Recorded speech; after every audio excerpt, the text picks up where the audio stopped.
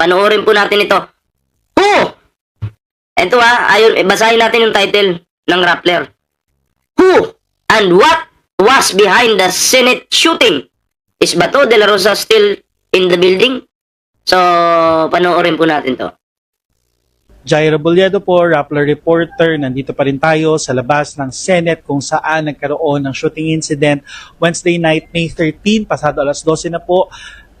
May 14, unang tanong, nandito pa rin ba sa loob ng Senado si Senator Bato de la Rosa? Oh, yan yung sabi ni Jimmy Bundok. Diba?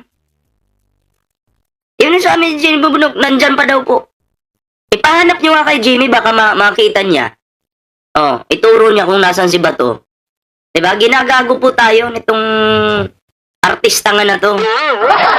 Oh, artist, singer eh. Oh, artista nga. Diba? Hindi po namin masagot for certain. Kami mga Ay, si Bundok masasagot yan.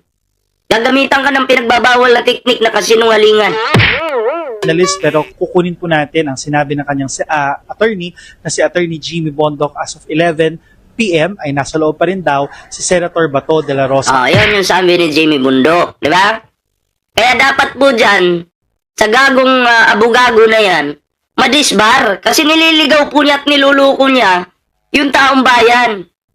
Attorney ka, pero, di ba, tanga ka.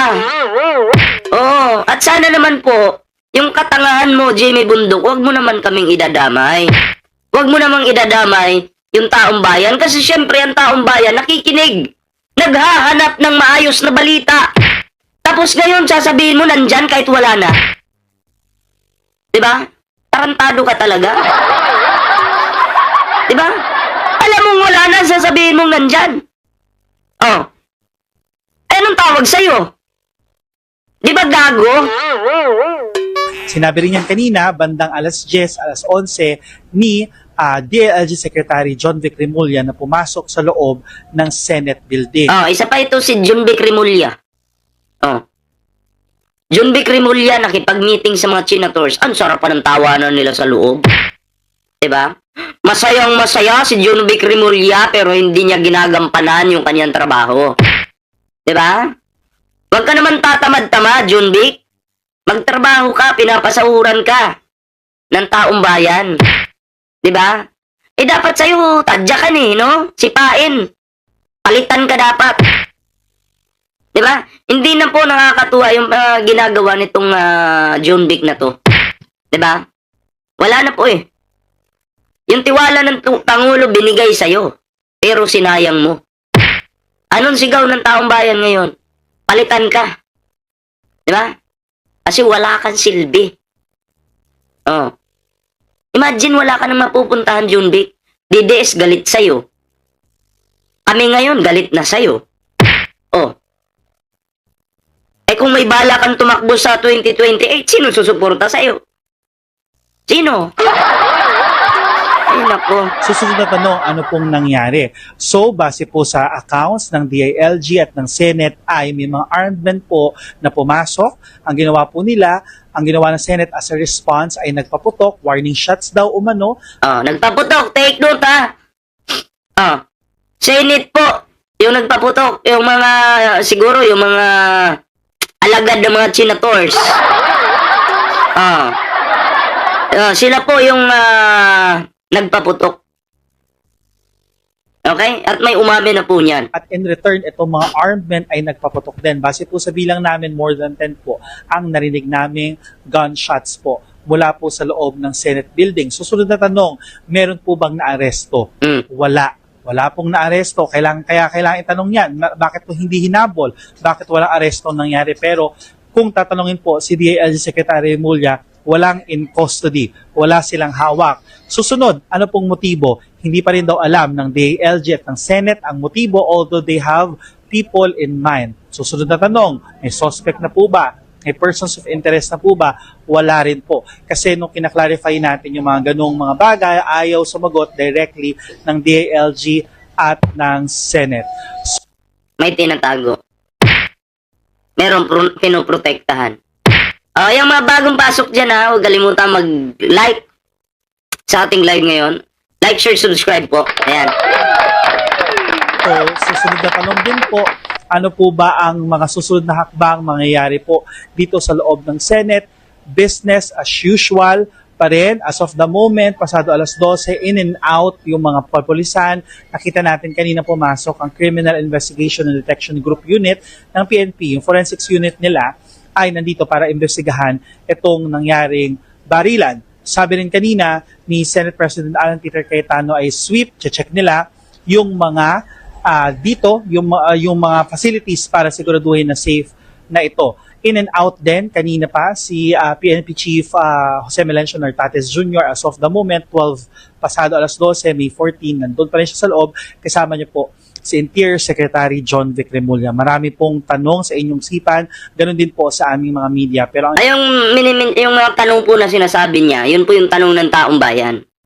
Okay? Na binigyan lang po nila ng kasagutan. importanteng tanong po dito ay ano po ba talaga ang nangyari?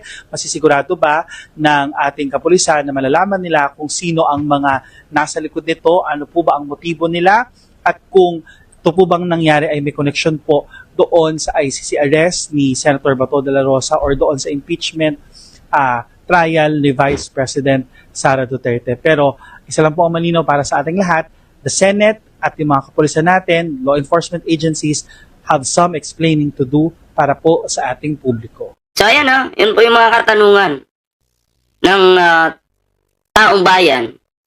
Okay, na binigyan po ng kasagutan. Okay? Pero yung sinasabi, uulitin ko po, yung sinasabi po ni Bondok na si Bato nandyan pa sa loob ng Senado, fake news po yun. Okay? Kumbaga, nagbigay po siya ng statement po na wala naman pong katotohanan. 'Di ba? Alam naman po natin basta di sinungaling.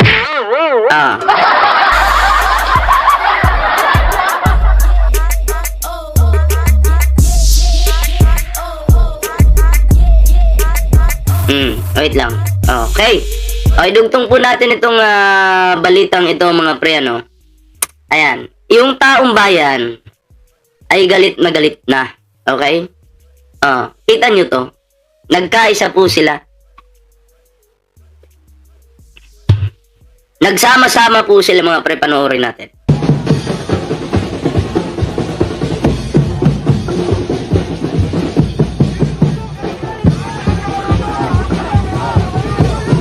Hindi po mabilang yung mga tao na to na galit ngayon dito sa ating tamad at walang kwentang Vice President na si Sara Duterte.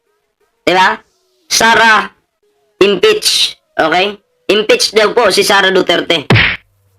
Ang taong bayan ay nanggigigil na ngayon sa mga gagong magnanakaw. Diba?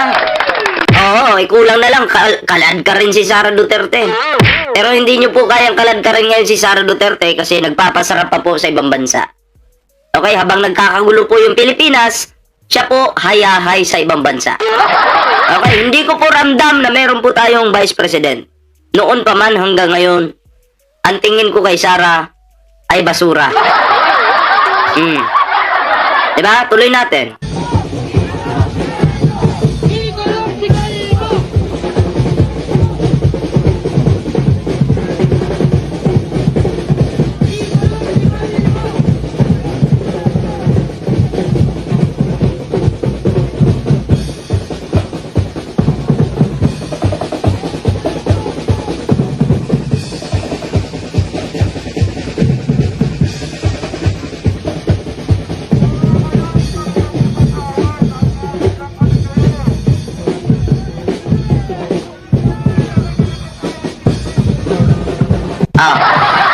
Ayan. Hindi po natin mabilang. Marami na pong galit. Okay. Sa kay Bato, sa mga senators at kay Sara Duterte. Nararapat lang po, no, na ma-impeach na po itong si Sara Duterte. Kasi dyan po sa kamera mga pre, nilabas na po nila yung mga ebidensya laban dito kay Sara Duterte. Diba yung kanyang pagnanakaw, yung kanyang katarantaduhan, kayabangan, pagbabanta. Nakita na po natin lahat. Ano pa bang kailangan? 'Di ba? Para sa akin, wala nang kailangang, dapat diretso na yan. Impeach na agad yan. Kailangan nga, within 10 minutes, pag nasimulan yung hearing sa Senado, impeach na agad. Patagalin pa ba yan? Di ba? Pero syempre, pagtatanggol yan ng pinakabobong senador na si Ruben Padilla, yung si Mr. Piluca, di ba? O mga chinators, o malamang, pagtatanggol po yan. Di ba? Baka, pagdating po sa Senado, baka puro technicalities yung tingnan para hindi po ma-impeach yung kanilang amo. Yung kanilang among magnanakaw.